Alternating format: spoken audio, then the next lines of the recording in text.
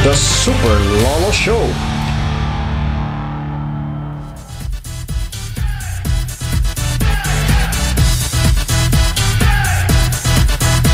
Hello, hello, hello, and welcome again to the 6th episode of the Super Lolo Show. Dito po,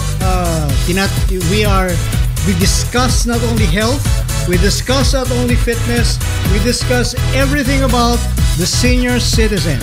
So mga Super Lolo at mga Super Lola, huwag niyo pong kalimutan na lagi kaming panurin dito po sa BBM Bayanihan Broadcast Media. I-welcome po natin ngayon ang ating co-host. Okay? Walang iba kung hindi ang ating doktor, si Dr. Raul Palma. Ayan. Hello. Doc, kamusta po kayo? Magandang araw mga kapwa seniors. Magandang araw, Coach Gus. Yes.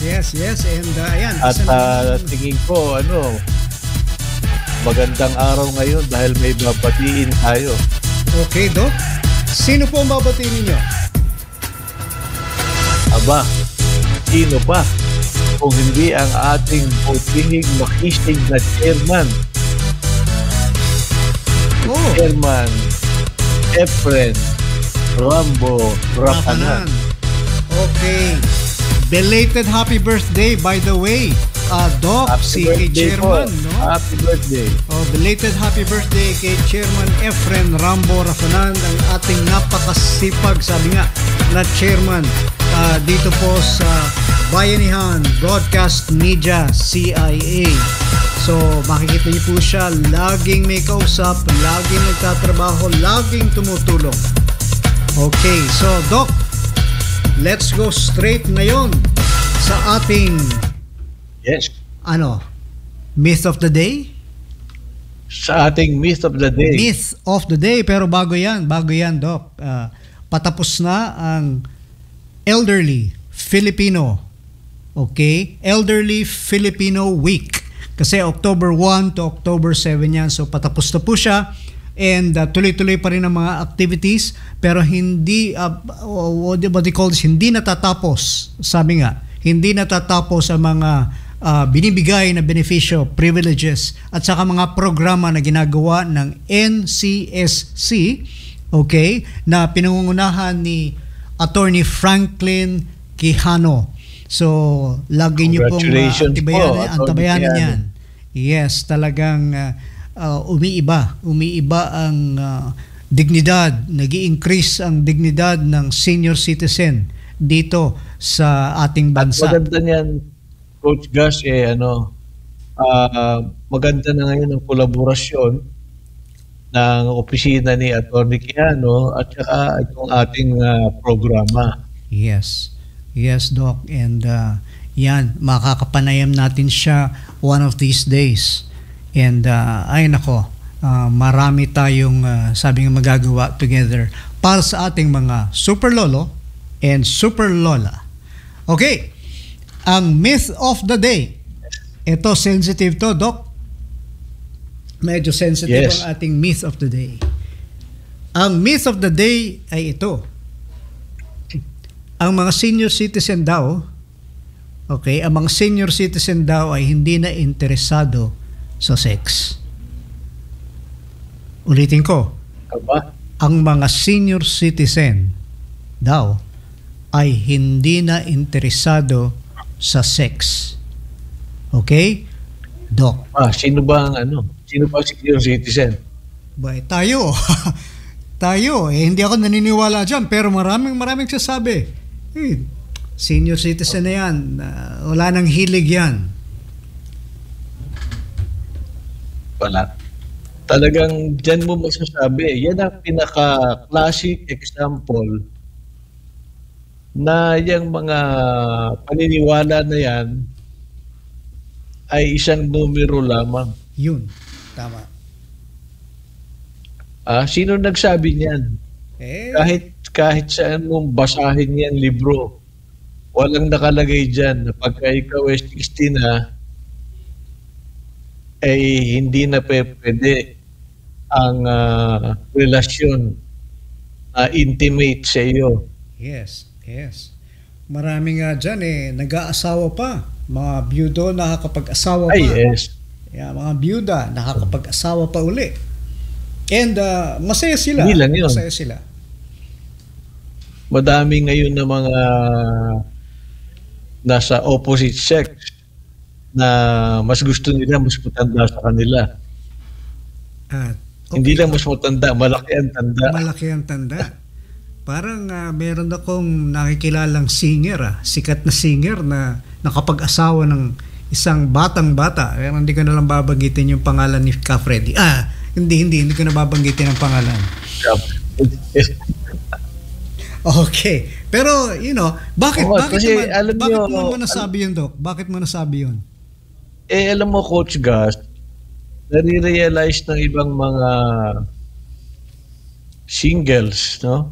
We're talking about single, females and males, Nakita nila na relasyon parang mas maganda sa mga mature. Okay. Una-una, mas may responsibilidad na. Mhm. Okay? May mas responsibilidad, mas maintindihin. At mapagbigay. Mapagbigay. Okay? Sa lahat ng bagay. Mapagbigay sa lahat ng bagay. Doc, bumaba yung boses mo nung sinabi mapagbigay. Okay, gumanda. Sa lahat ng bagay. Okay. Meron din ako mga kaibigan na mga lalaki, mga brad na sabi nga nakapag-asawa ng mas malaki ang agwat, mas bata sa kanila. And so far up to now, they're still okay.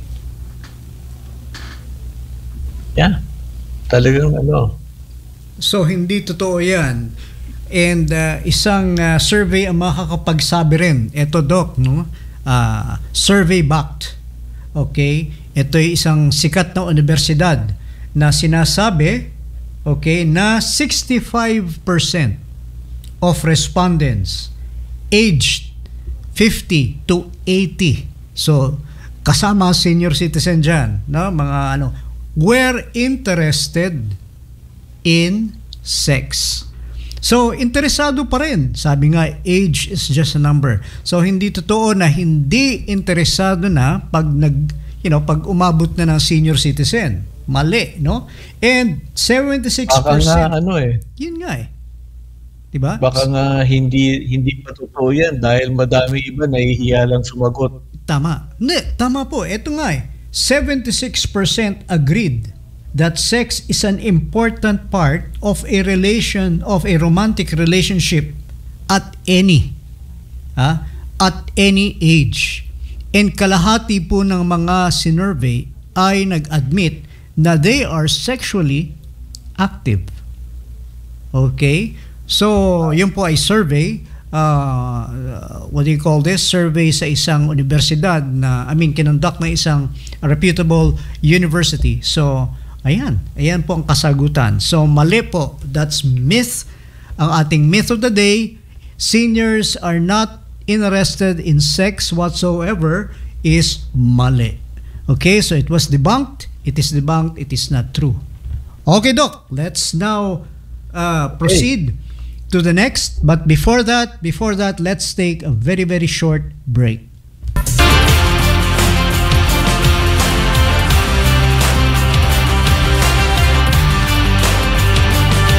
The Super Lolo Show.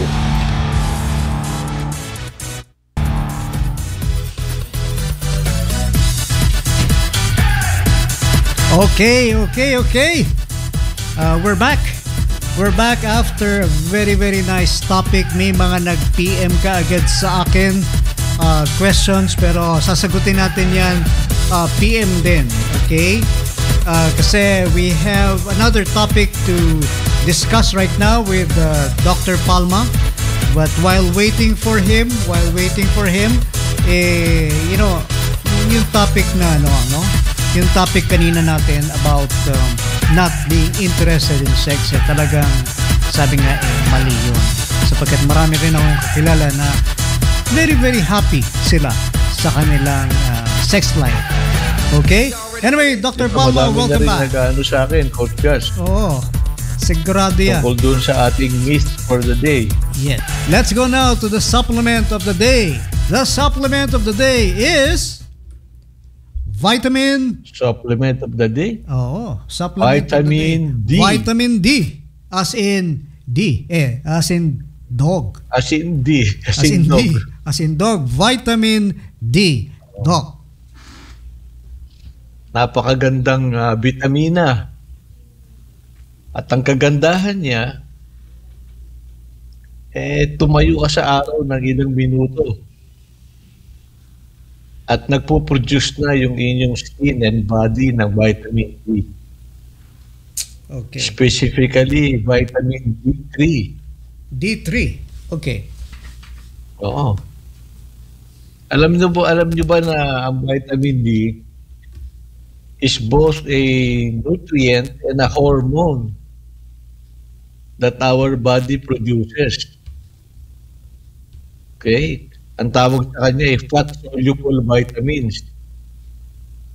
At ang pinaka-importante sa kanya ay siyang nag-aalaga sa ating calcium and phosphorus metabolism. So again, may kinalaman na naman sa buto. Buto na naman. May kinalaman sa muscles, sa nerves, at saka sa heart. Ayan. So isa sa mga bagay yan, hindi lamang yung hydration, potassium, no? Pagka kulang ka sa vitamin D, pwedeng maging prone ka sa cramps. Importante yan sa mga nag-exercise at sa madaming activities, no? Vitamin D3. Tama po ba? D3. Okay. Yes. Bukod sa araw, Doc, saan nakukuha natin ang vitamin D3? Kasi unfortunately, ang vitamin D3, hindi siya katulad ng ibang vitamins na madaling kunin na source ng mga pagkain. Okay. So, importante talaga yung exposure sa sun at saka yung supplementation. Okay. Doc, is there a certain... mabuti naman at madaming available supplementation. Okay. Especially dun sa mga tao na nakatira sa mga lugar na hindi masyadong lumalabas ang araw. Oo nga. Doc, At saka ang maganda sa kanya, nakaka-control siya ng inflammation. No? Isa yun sa mga good traits ng vitamin D. Doc, Dr. Palma, Yep. question. Okay. Sabi mo, kailangan magpa-araw para makakuha ng vitamin D3. Ano pong time ang magandang, gaano katagal ang nakababad ka sa araw? More or less, gaano katagal? At anong time ng day? Sabi nila, syempre, scientifically, tsaka practically speaking, mas magandang gamitin ang sikat ng araw, yung early morning. No? Okay. At saka yung late afternoon. Okay? Kasi, kung nagpapaaraw ka, you have to remember na na-expose naman yung skin mo sa radiation. And when that happens, nagiging susceptible ka naman sa mga ibang sakit katulad ng cancer. Oh, cancer na naman. Oo. So, yung early morning, tama-tama lang yan. And you don't have to stay too long. Mhm. Okay? Okay. Maglakad-lakad ka lang dyan. Kahit ng mga 10 to 15 minutes. That is enough. Kasi you will do that every day. Mhm. And Tama na yon. That is enough. And maganda talaga ang feeling, di ba, Doc? I mean, it's such a nice feeling na nakakaramdam ka ng init ng araw. Okay, especially sa morning. Oh, yes. Prior to doing your activities, no? Maganda siya talaga. The feeling. That's true. So, ayan. So, huwag nyo kakalimutan yung vitamin D3 nyo. Okay? Ang source po niyan is the sunlight, which is available. Sabi nga, available to us for free. Naturally available.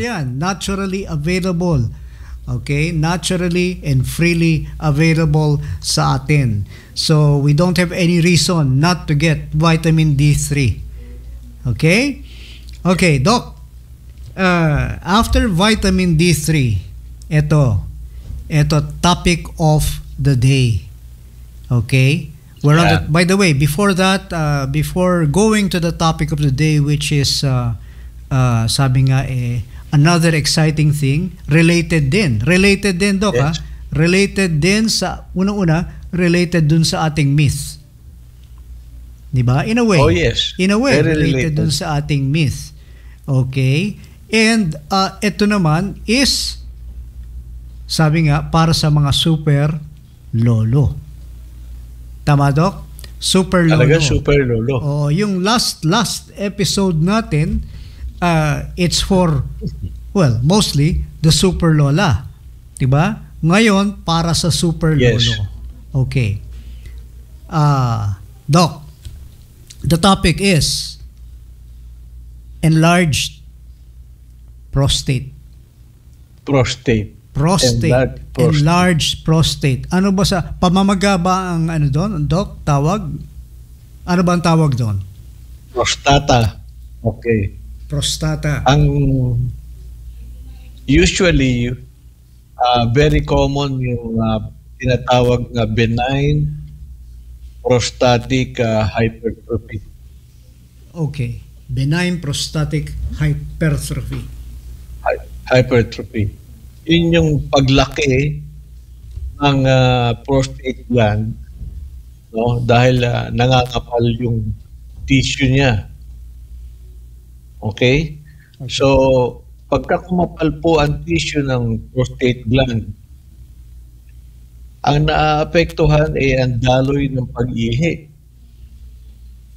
Sapagkat galing po sa ating kidney, okay, tumadaan yung ihi doon sa tinatawag na ureter. Mm-hmm. Okay? Pagkatapos po, yung urethra, okay, na pinagdugtong na yung ureter sa isa, Sa kidney. urethra, dumadaan siya sa prostate gland, sa loob ng prostate gland. Oh, sa loob. Okay? Bago siya tuluyang lumabas doon sa ating ari. Okay. Okay. Okay? So, pagdaloy ng ating ihi at malaki yung prostate, maiipit po yung daanan o yung urethra. Okay. So, mahihirapan dumaan ng ihi at doon magsisimula ang madaming sintomas na mararamdaman. Wow. Okay? So, pinag-uusapan natin dito unang-una ngayon yung tinatawag na benign prostatic hypertrophy. Okay? So, pag sinabing benign, alam naman natin, mayroon doon bukol na lumalaki pero hindi siya cancerous. Okay. Hindi malignant. Okay? Pero, tandaan natin na pwedeng ang paglaki ng inyong prostata ay pwedeng isang cancer yan. At dyan natin malalaman mamaya sa mga screening procedure paano mako-confirm. Okay? Okay. Unang-una muna, siyempre, balik tayo dyan sa natural history ng bukol na yan. Okay? Siyempre, Wala naman pwedeng iba ng maging common pa. Sa lalaki lang yan. Yes. Okay? Kaya lang, merong incidence na mas mataas sa age group. Mm. Lalong-lalo na those who are 50 and above. Okay. Okay? Pero sometimes, as early as 40, 45, nagkakaroon na. Hindi ko alam kung may epekto ngayon yung ating diet, yung ating pollution, no? Kasi mga environmental factors na yan. Malaki ang kontribusyon sa mga sakit. Okay. Okay. Ano ang mga simptomas niya? Okay. Okay. Unang-una na dyan yung hindi mo mapigilan ang pag-ihi mo. Hindi mapigilan ang ihi. Tapos, yes, Okay. talagang tinatawag nila dyan sa medical parlance ay urgency. Okay. Kailangan pagka naihi ka, makahanap ka agad ng restroom Okay. dahil hindi mo na mapigilan yung matiis. At ito pa, pagkaihi mo, mayat mo yung konti, naiihi ka na naman. So, frequency in urination. Frequency. Ano po ang explanation dyan? Pag ho kasi umihi kayo at hindi nakakadaan ng maayos ang ihi dahil sa barado ng prostate, Okay. hindi lahat ng ihi nyo ay nakakalabas galing doon sa pantog, yung urinary bladder. Ah. Urinary bladder, doon ini-store temporarily ang urine, no? Mm. Galing sa kidney tsaka sa ureter, no? So, anong ibig sabihin? Hindi kumpleto at emptying ng inyong urinary bladder. Parang bitin. So, ang mangyari, mabilis ulit mapupuno yung urinary bladder. Okay. Maiihi ulit kayo. Ayan. At yan din ang isa sa mga rason bakit sa gabi ay bangon kayo ng bangon para umihi. Okay. Okay?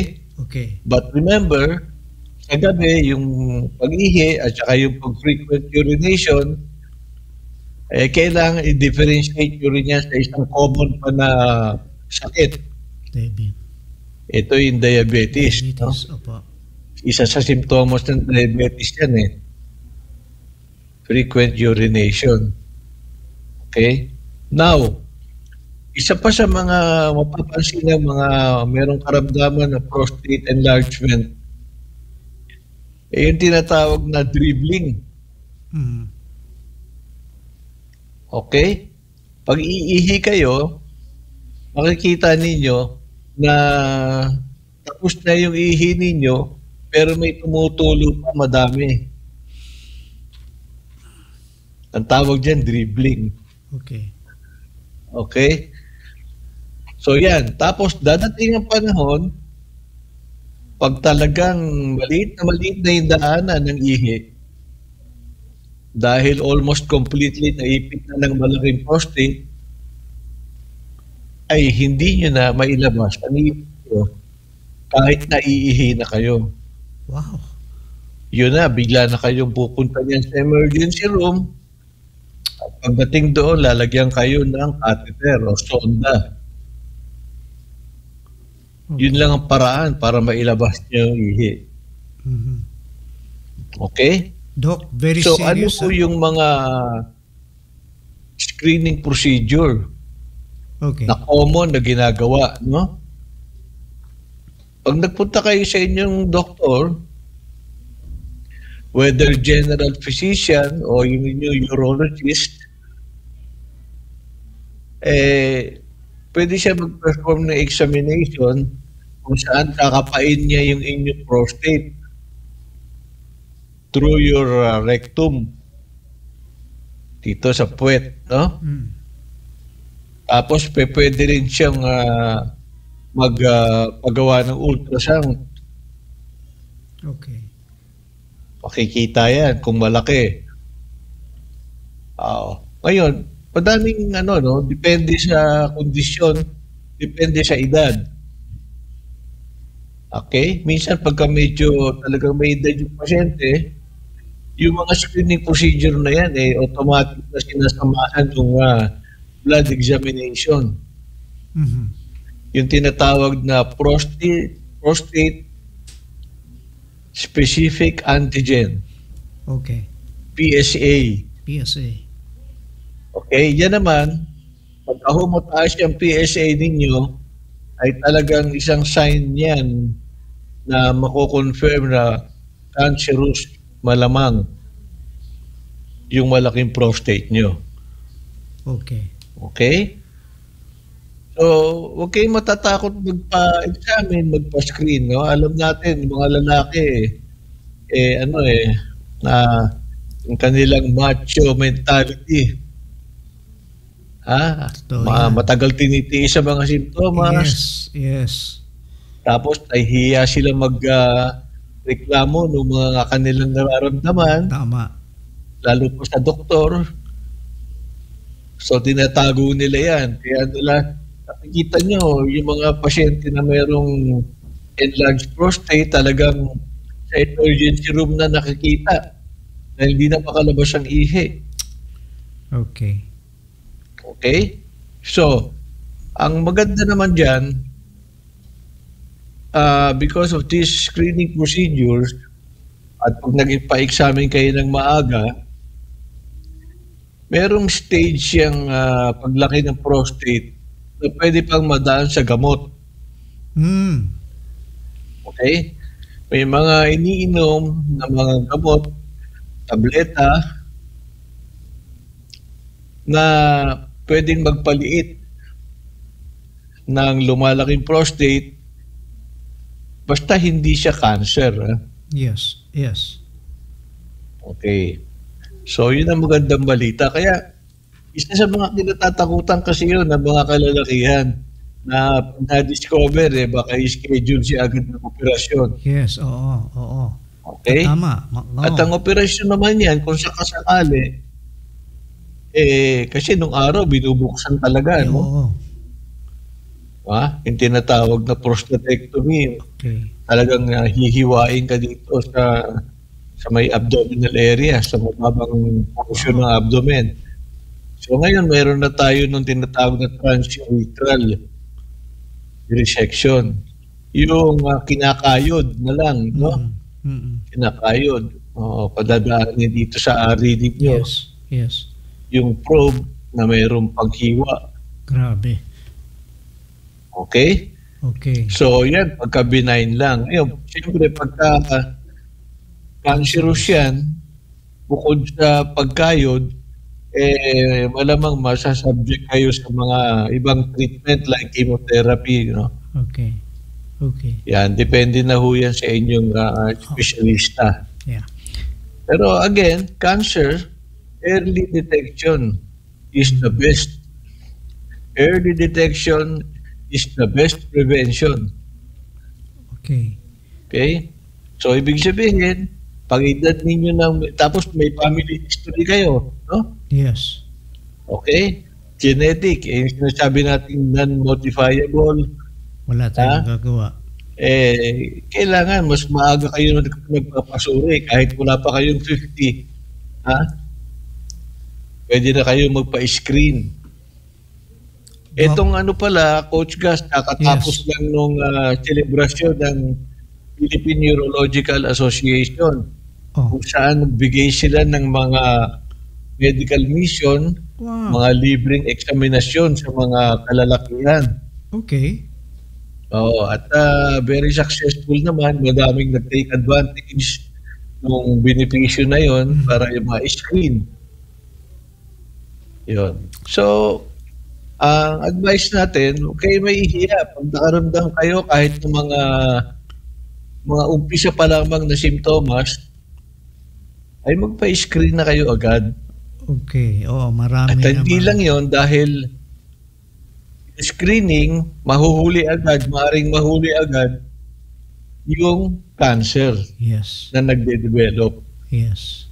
Yes. Doc, So, better ang outcome yes. pagka nahuli yan ng maaga. Yes. Doc, question. Yun. Question. Okay, basahin ko na lang. Doc, is prostate enlargement also caused by frequent sex? Walang evidence yan. Okay, so no evidence. Walang tungkol evidence doon, yan. no? Anong cause Dahil, doon? ano yan actually, parang sakit na yan with age. Mga jarya, okay. Parang actually, parang natural history sa lalaki, no? Okay. Oo. Na nagkakaroon talaga ng ganyan. Okay, so Pero hindi lahat, no? yes, yes. O kaya lang, yun nga, merong talagang pamilya na madaming lalaki, kalalakihan sa kanilang pamilya, nagkakaganyan.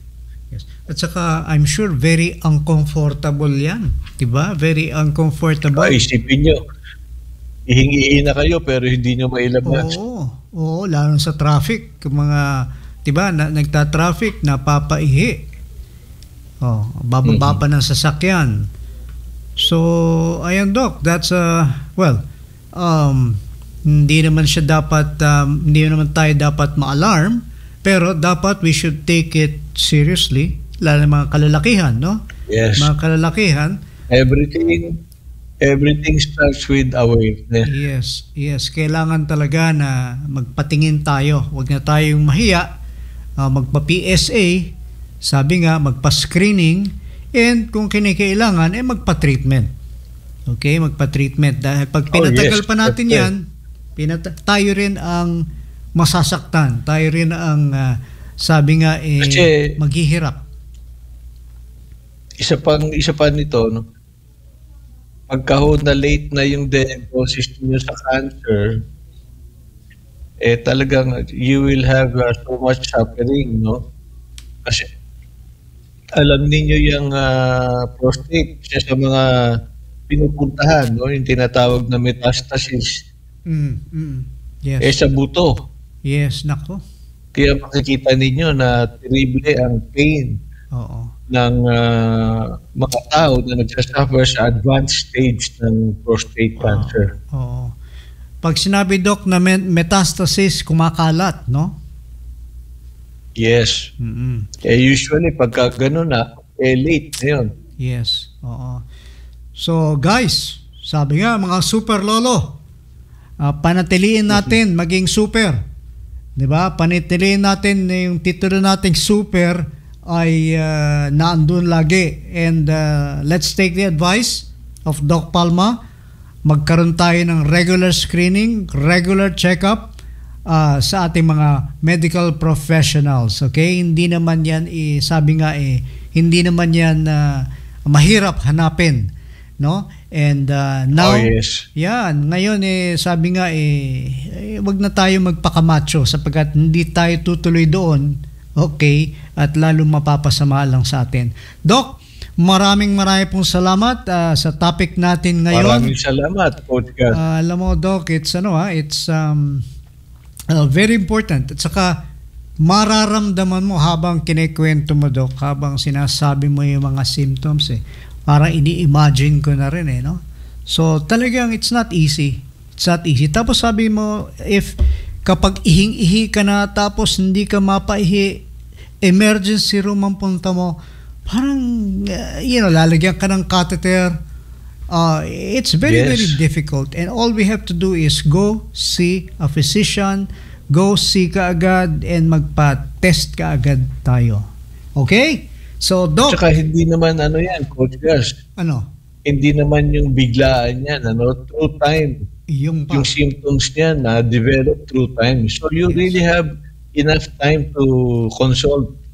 Yes. Walang rason, walang excuse. No excuse. Yes. Anyway, Doc, again, no? Thank you so much sa ating Thank you. topic of the day, sa ating supplement of the day, at saka kanina yung ating myth of the day. Maraming salamat, Doc.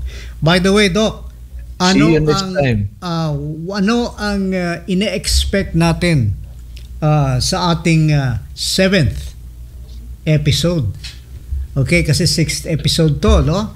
Sa ating 7th episode, meron ba tayong sorpresa na sabi nga na dapat nilang abangan? Okay? So, Meron. Meron. Una-una, magkakaroon tayo ng mga bisita. Nako, okay. Visitors. Okay, sige.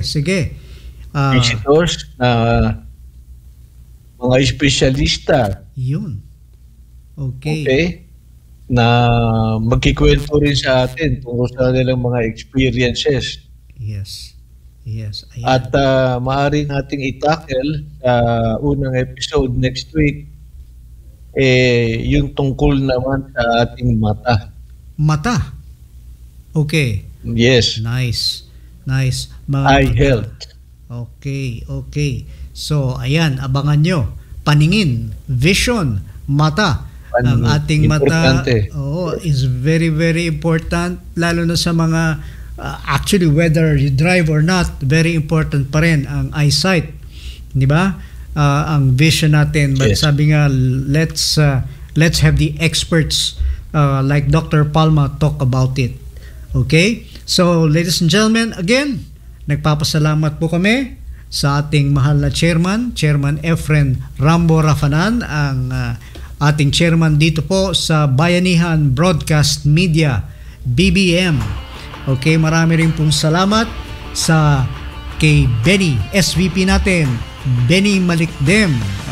He's all over the place at talagang sabi nga tumutulong sa tao almost 24/7.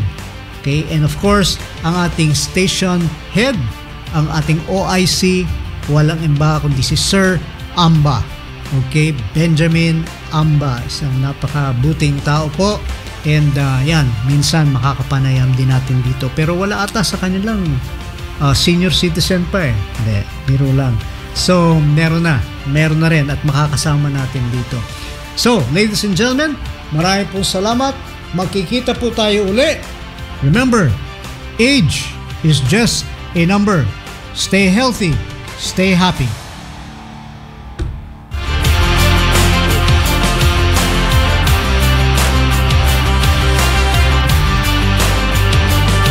The Super Lolo Show.